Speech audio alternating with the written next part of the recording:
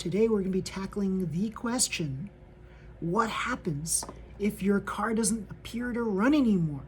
So I've got this old Thunder Boomerang W10 that I bought back in 1997. And you can see right here,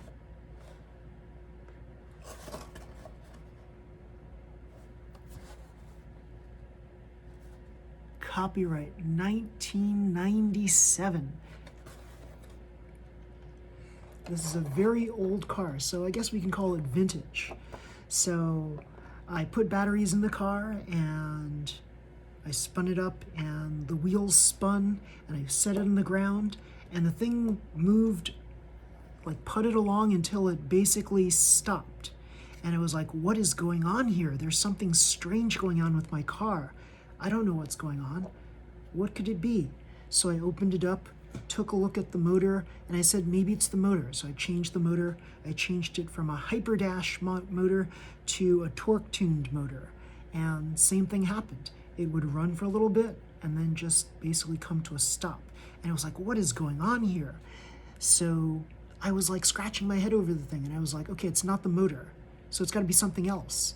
Maybe it's something to do with the gears. So I said, okay, so I've got the old gears here. I've got the blue and the green one. These are slower gears that came with the kit.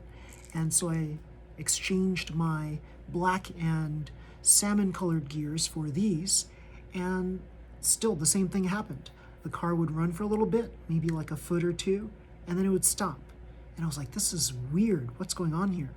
Then I thought to myself, wait a minute. Maybe there's something wrong with the pinion. The pinion is this little thing that attaches to the end of the motor. So it's a really tight fit to get this axle of the motor into the hole of this pinion. So I had discovered over time, thinking about it for a little bit, that wait a second, maybe this thing is not quite snug anymore on here because it requires friction to stay on here. So then I turned it and I was like, wait, it turns rather loosely on this.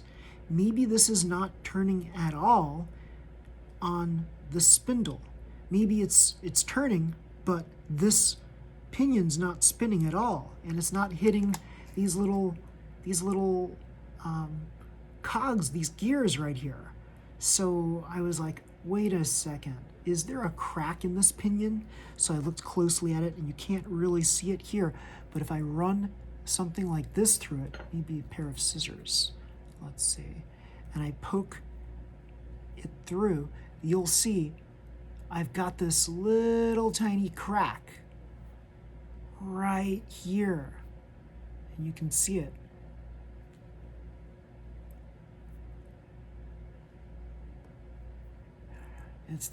There it is, the littlest, tiniest crack ever. So my pinion was split right here. That's weird, huh? It happens. These things, it's plastic. These things will crack over time. That's the wear and tear of these pinions. So I thought to myself, scratching my head, I wonder how much pinions cost. So I found this little pack of 8 that Tamiya sells. It's a 4WD mini racer carbon reinforced pinion gear, and you get 6 pieces in here, and it goes for $1.80. So I had bought them, and I was like, well, hold on a second. These are different sizes here. This is, as you see here, a little taller than this one here, the black one. So I thought to myself, is this the same thing? Well, they only seem to sell this one pinion set.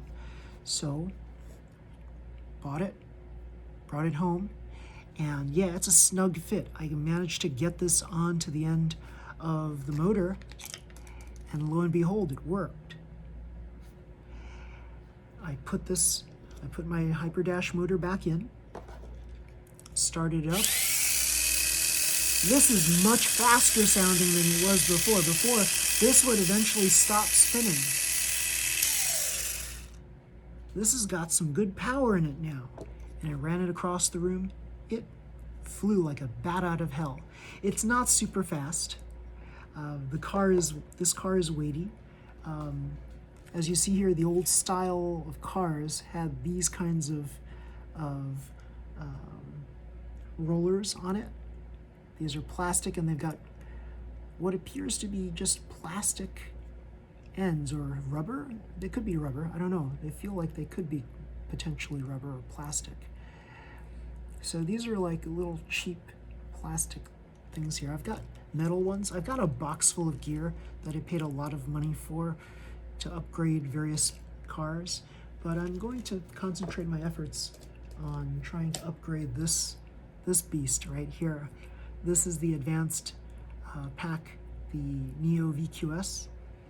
So I've got some upgrades for that. I could potentially upgrade this car as well, although I don't think this class exists anymore. This is part of some class that's from long ago, the Super TZ chassis. And I have another one that I've kept for a long time. It's called a Black Stalker, and that's worth a pretty penny or two to a collector out there.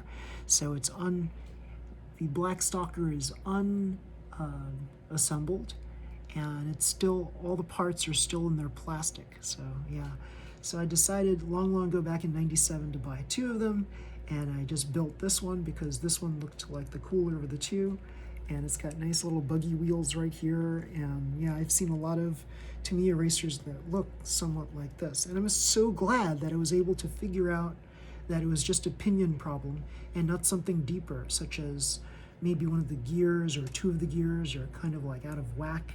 I greased everything up in here to make sure that everything would run smoothly, so it was like a head scratcher for a long time why this didn't work. But I'm glad that I figured it out.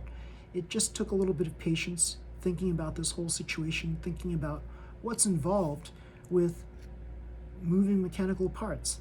This is not rocket science, folks. This is stuff that's like basic physics, like force equals mass times acceleration type stuff. So when you think about all of this stuff, anything that you've learned in your science classes will definitely help with the design, development, upgrades of your vehicle. So yeah, it's a really awesome thing. This whole hobby here of this Mini 4WD, really awesome. And I encourage all of you to try, get into it. It's very inexpensive to start off with like a basic kit for like $12, $13, and then you can upgrade from there. And you can race these things against your friends too in actual contests. So yeah, everybody, if you like this video, please slam the like button, subscribe to my video, and you'll learn more little tips like this in my next video. See you, everybody. Bye.